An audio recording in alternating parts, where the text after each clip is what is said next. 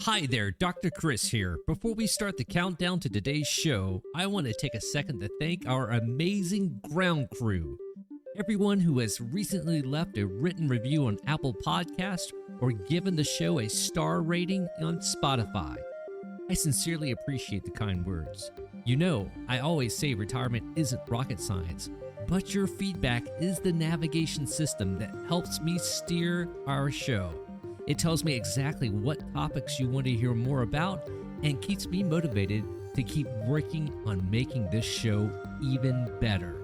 So if you're enjoying the flight so far and haven't had a chance to leave a written review on Apple Podcasts or a star rating on Spotify, I'd be incredibly grateful if you took just 30 seconds to do so.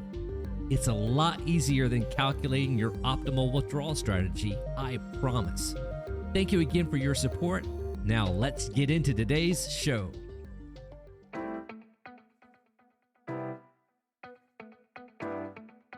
We've all heard the siren song of real estate. Buy a rental property, collect the check, and watch the value soar. It sounds like the ultimate passive income dream, doesn't it? But that dream can quickly turn into a high-maintenance mission that drains your most valuable assets, your time, and your energy. Today, we're looking at real estate investing. Is the juice worth the squeeze? Are you ready? 3, 2, 1, 0, 0. Liftoff. Americans return to space as Discovery clears the tower. Welcome back to Retirement Isn't Rocket Science. I'm your host, Dr. Chris Mullis. I spent my first career as an astrophysicist mapping the cosmos with NASA's space telescopes. Now, as a certified financial planner with 21 years of experience, I help you navigate the universe of retirement. Our mission here is clear: lower your taxes, strengthen your portfolio, and give you the confidence and the capacity to spend more. Buckle up. We're going to master your money and explore the mysteries of the universe along the way. In today's show, is your rental property a golden goose or a part-time job in disguise? A listener asks, if he sells a second home that's out of state, which state gets the capital gains tax? And reaching for the stars, the mystery of the cosmic hand in the Gum Nebula. Space Shuttle Discovery still on its way to orbit after a successful ascent up through main engine cutoff. Welcome to the Retirement Briefing Room. This is where we huddle up to take a close look at important aspects of your financial life, spotlight pathways of success, and think about how to integrate these into your retirement mission plan. Today, we're diving into an insightful piece titled, Why a Traditional Investment Portfolio is Better Than Real Estate. It's written by Meg Bartelt. Meg is the founder and lead planner of Flow Financial Planning, a fee-only virtual firm dedicated to empowering early to mid-career women in the technology industry. With credentials as a certified financial planner, retirement income planner, and a master's in financial planning, she specializes in helping tech professionals navigate complex compensation structures like restricted stock units, stock options, and the unique opportunities of IPOs. Despite the skills and knowledge to handle the most complicated options, Meg advocates for the boring stuff, traditional portfolios of stocks and bonds, arguing that the true passive income doesn't come from a deed, but from a well-managed brokerage account. Now, as a former rocket scientist, I love to look at the telemetry, the data. And the data suggests that while we have a cultural itch to own property we can touch, it very likely is creating a drag on our retirement trajectory. Let's look at the emotional allure versus the reality of allegedly passive income. Meg points out that we love real estate because it feels real. We can see the house, we can touch the bricks, And unlike your 401k or your IRA, you don't see a flashing red number on the news every night telling you your home value dropped 2% today. It makes it emotionally easier to hold long term. But here's the mission control reality. Real estate is rarely passive. As the saying goes, your index fund won't call you at 3 a.m. because a pipe burst. I often remind my clients that physical rentals are more like a part-time job than an investment. If you're 65 and looking for a return on life, do you really want to be managing a landscape crew or chasing down a late rent check? Next, let's consider the hidden drag on your net worth. Many of our listeners have achieved a multi-million-dollar nest egg, and a big chunk of that might be tied up in property. This brings us to concentration risk. Meg wisely warns that having a massive percentage of your wealth in one asset, in one zip code, in one geo region is the opposite of diversification. If that neighborhood declines or an earthquake hits, your mission is in jeopardy. Then there's the math. Meg highlights that from 1992 to 2024, the S&P 500 averaged about 10.4% annually, while the U.S. housing market grew at only 5.5%.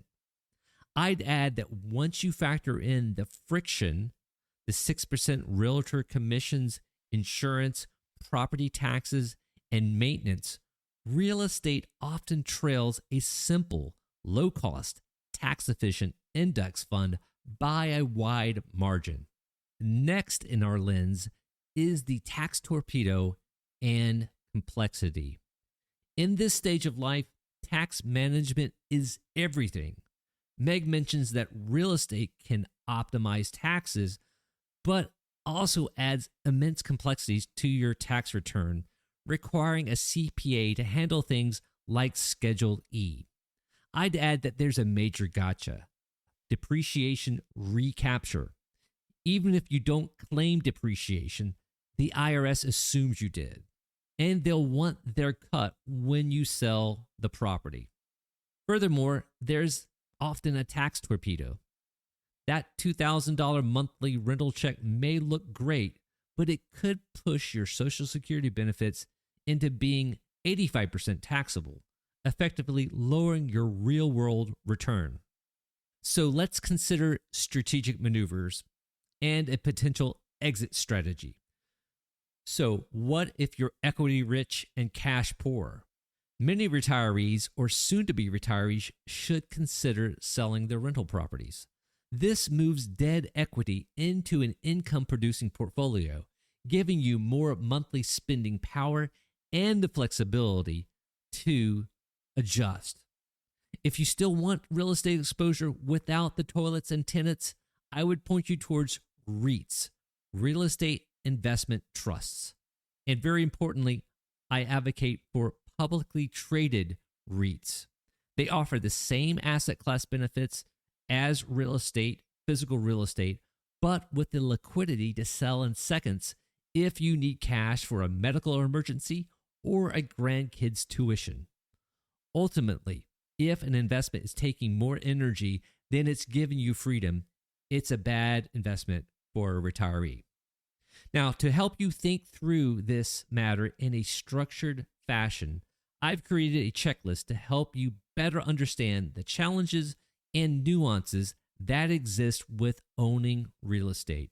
Whether it's the landlord's responsibilities and managing risk or investment and tax and estate concerns, this will help you make an educated and informed decision on this complex topic. This checklist covers some key issues you must consider when owning rental property, such as the extent of responsibilities a landlord may be subject to, the increased and varied risks of owning rental property, the multitude of tax factors that come into play when owning rental property, the impact owning a rental property may have on your estate. You'll find this free resource in our weekly newsletter called The Launch. You can sign up for the newsletter by visiting retirementisn'trocketscience.com. Remember, retirement isn't about collecting the most stuff. It's about the return on life. If your investment property has become a master of your Saturday mornings rather than a servant of your mission plan, it might be time to simplify. You've worked incredibly hard to build this nest egg. Don't let it become a job you forgot to retire from. You'll find a link to Meg's article. She does a beautiful job of laying out the pros and cons of real estate investing, and she even addresses the narrow edge case of where real estate investing can make sense. Meg is an incredible writer. Please go read the article directly to learn more here. Again, you'll find a link to Meg's article in the show notes and in our weekly newsletter. Now, let's head over to Mission Control to answer your financial questions and get you retirement ready. Discovery Houston, 20 seconds to LOS TDRS. Roger, nice to be in orbit. You've spent years building memories at the lake house or the mountain cabin, but when it's time to pass the keys to a new owner, you might find two different state tax collectors waiting on the porch. Does the tax gravity of your home state pull harder, or does the state where the dirt actually sits get the first bite of the apple? Welcome to Ask Mission Control. This week's question comes from Justin. Justin asks, I own a vacation home in a different state than my residence. When I sell that vacation property, do I pay capital gains tax in my home state or the state where the vacation property is located? Justin, first of all, congratulations on having that vacation home. Whether it was a beach house in South Carolina or a cabin in the Blue Ridge Mountains, these properties are often the command centers for family memories. But selling them can feel a bit like trying to navigate an asteroid field without a map. As a former rocket scientist, I like to look at the laws of physics, and in the tax world, there's a law called situs. It's just a fancy Latin word for location. When it comes to real estate, the state where the land is physically located always gets the first crack at the taxes. They provided the roads to get to the house and the emergency services that protected it. They want their cut of the profit when you launch out of that investment. So the short answer is you will likely owe taxes to both states. But wait, don't hit the panic button just yet. You aren't necessarily paying double the tax. Think of it like a multi-stage rocket launch. Stage 1 is the state where the property is located. Let's call that the source state. You have to file a non-resident tax return there. You'll calculate your capital gain. That's the difference between what you sold it for and your cost basis, what you paid plus improvements. Stage 2 is your home state. Because you are a resident there, they generally claim the right to tax all of your income, no matter where in the universe it was earned. Now, it sounds like double taxation gravity, which could pull your retirement nest egg right out of orbit. However, most states have a credit for taxes paid to other states. Your home state will essentially say, since you already paid $10,000 to the other state, we will give you a credit for that $10,000 so you aren't paying us for the same dollar twice. However, and this is a big however, if your home state has a higher tax rate than the vacation home state, you'll usually owe the difference to your home state.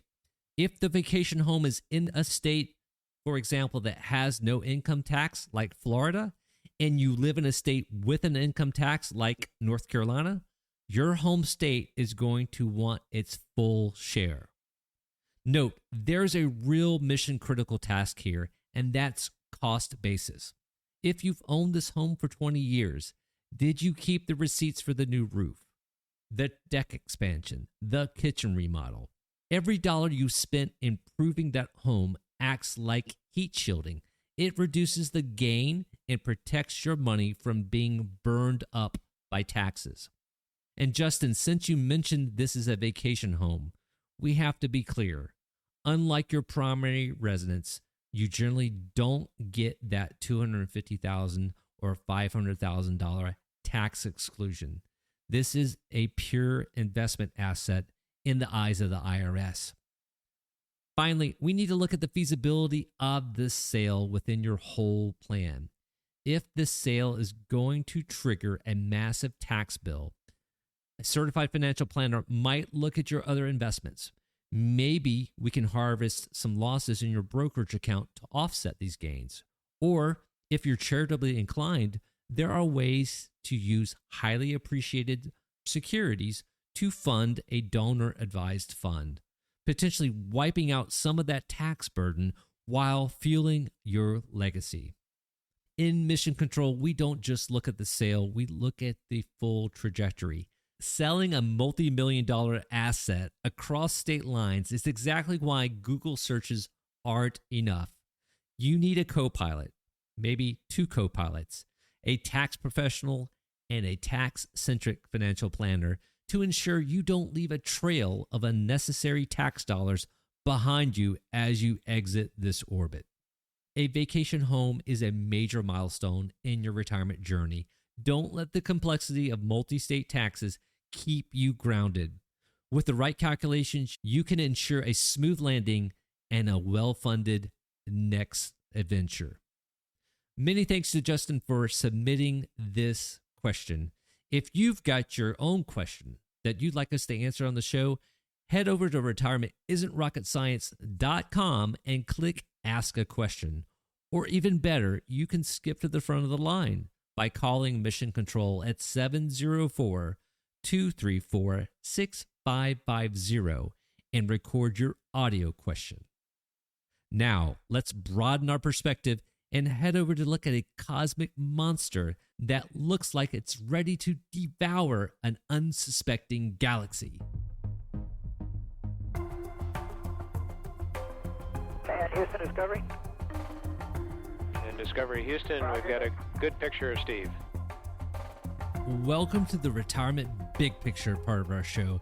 This is where we look up and look out to expand our appreciation and understanding of our amazing universe. A long time ago in a galaxy not far, far away, I spent nearly 2 decades studying the cosmos as an observational astrophysicist. So this is a subject that I love and love to talk about. Now, if you've been following the news in the space world recently, you might have seen a striking image that looks like something straight out of a Hollywood blockbuster. It's a dark, ominous shape outlining a haunting red glow reaching out through a field of stars. Astronomers have nicknamed it God's Hand, but its formal name is CG4. In the world of astrophysics, we call this a cometary globule. Now, don't let the name fool you. It has nothing to do with comets like Halley's. It gets that name purely because of its shape. It has a thick, dusty head and a long, wispy tail, making it look like it's cruising through the cosmos. CG4 was first recognized back in 1976. It was discovered using the UK Schmidt telescope in Australia. For a long time, these objects were the hidden ghosts of our galaxy. They are notoriously difficult to detect because they are made of incredibly dense, dark dust. This dust is so thick, it blocks almost all visible light from the stars behind it. Think of it like a thick fog rolling into a harbor. You know the lighthouse is there, but you can't see the beam. However, thanks to the Dark Energy Camera, DCAM, which is mounted on the Victor M. Blanco 4-meter telescope down in Chile, we've finally seen CG4 in a whole new light. The DCAM uses a special hydrogen alpha filter. This is a tool that allows astronomers to ignore most of the light and focus specifically on the glow of ionized hydrogen. When the hydrogen gas in the head of the cosmic hand gets bombarded by radiation from nearby stars, it glows a faint, ghostly red. It's that glow that allows us to see the structure of the hand and the fingers reaching out. So, where exactly is this cosmic hand located? It is in the constellation Puppis. For my fellow stargazers out there, Puppis represents the stern of a great ship. Now, here's the catch. Because Puppis is a southern constellation, it is quite low on the horizon for most of us in the United States. If you are in the southern U.S., places like Florida, Texas, maybe Arizona, you can see parts of Puppis during the winter months, but it never climbs very high. Is it something you can see in your backyard telescope? I'll be honest with you, unless you have a professional grade setup and some serious astrophotography equipment, CG4 is going to remain invisible to your systems. It's just too faint and too shrouded in dust. It really takes the power of a 4-meter ground-based telescope like the Blanco to pull those details out of the darkness. Now, CG4 has enough gas and dust to create several new stars the size of our own sun. Even though the radiation from nearby bully stars is slowly eroding the hand away, literally stripping the flesh off the cosmic bone, there is still life being created inside. There's a bit of a mystery here too. Astronomers aren't 100% sure how these globules get their shape. One theory is that they were once perfectly round clouds of gas that got blasted by a supernova, a massive star exploding nearby. Another theory is that the winds and radiation pressure from a nearby pulsar, the Vela pulsar, are acting like a cosmic leaf blower, sculpting the gas into those long trailing tails. In the image, it actually looks like CG4 is about to gobble up a spiral galaxy that's sitting in front of its fingers. But don't worry, that's just a trick of perspective. That galaxy is actually 100 million light years away. It's just, again, a cosmic coincidence. As a retirement planner, I can't help but see a bit of a metaphor here. Sometimes our financial future can feel like CG4, a bit dark, a bit shrouded in the dust of inflation or market volatility. It can feel like there are some radiation pressures from taxes or healthcare costs trying to erode our nest eggs. But just like CG4, when we use the right filters, the right strategies, and the right perspective, you can see that there is incredible potential for new growth inside. You just need the right tools to see through the fog. You don't need to be a rocket scientist to navigate your future, but it certainly helps to have someone with a telescope looking out for the obstacles. Before we turn away from the big picture, I just wanted to share a couple of nerdy details about the Blanco 4-meter telescope. It is a legend in the world of astronomy. Perched on the summit of Cerro Tololo in north-central Chile, it has been the cornerstone of Southern Hemisphere observations for a half-century. As someone who has spent years in the world of observational astrophysics, I can tell you that the Blanco isn't just a piece of hardware. It is a workhorse that fundamentally changed how we understand the expansion of the universe. Completed in 1976, the Blanco was the largest optical telescope in the Southern Hemisphere for over 20 years until my colleagues at the European Southern Observatory established the very large telescope, the 4 8-meter telescopes at Paranal, where I used to work. Its location, that is the Blanco's location, at Cerro Tololo Inter-American Observatory, was chosen because the Chilean Andes offer some of the clearest, driest, and darkest skies on Earth.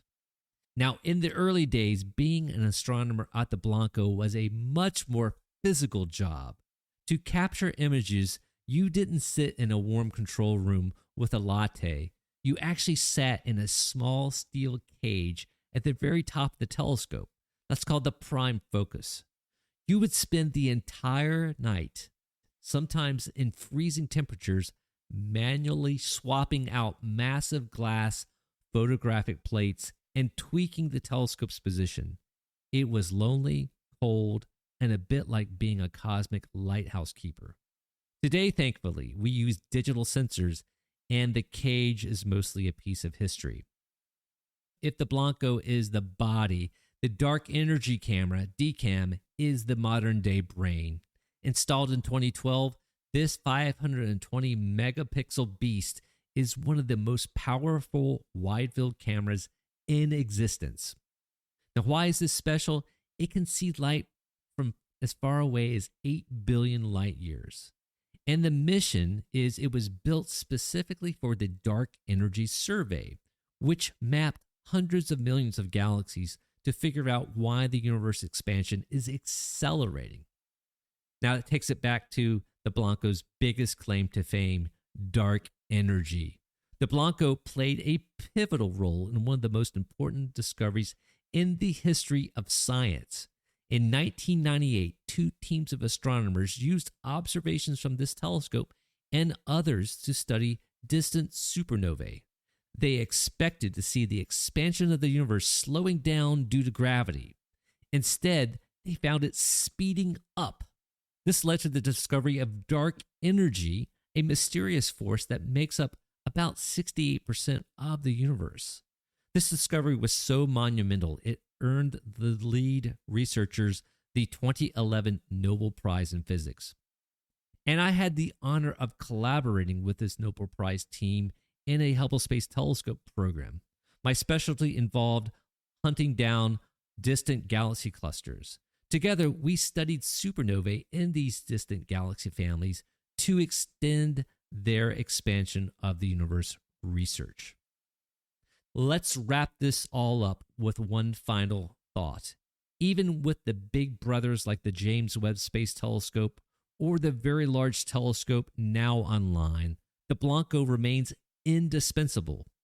Because it has such a wide field of view, it can scan huge chunks of the sky very quickly, something larger telescopes can't do. Think of the Blanco as the vintage 4x4 of the telescope world. It's rugged, reliable, and can go places that fancy new sports cars can't reach. It reminds us that sometimes the best way to see the big picture is to have a wide lens and a solid foundation. Welcome home, Columbia. Beautiful, beautiful. So I have to take it up to hangar, Joe? We're going to dust it off first. We've spent today digging into the nuances of real estate investing and how it does or doesn't fit in your retirement plans. Now it's time to open the hatch. This is your spacewalk. You are stepping out of the routine and into the bright light to turn today's insights into a successful mission. This isn't just a stroll. This is where the work gets done.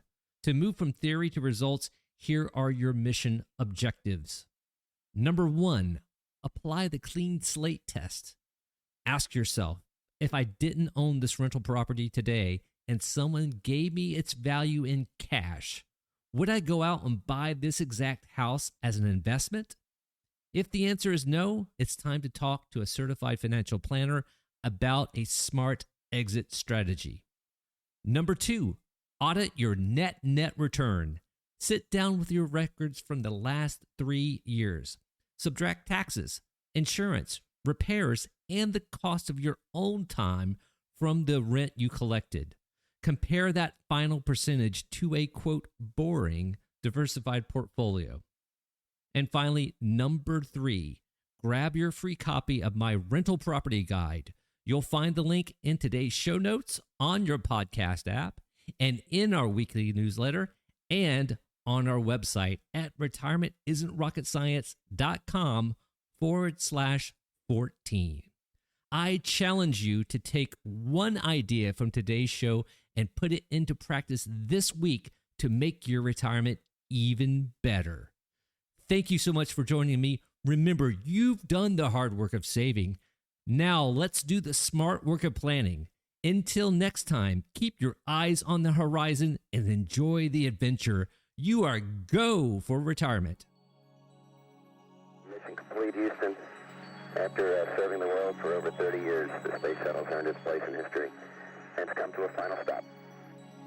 We copy your will stop, and we'll take this opportunity to congratulate you, Atlantis, as well as the thousands of passionate individuals across this great spacefaring nation. We thank the National Aeronautics and Space Administration for providing the radio communications between the Space Shuttle astronauts and the flight controllers. This show is for informational and entertainment purposes only. It is not specific tax, legal, or investment advice. Before considering acting on anything you hear in this show, first consult your own tax, legal, or financial advisor.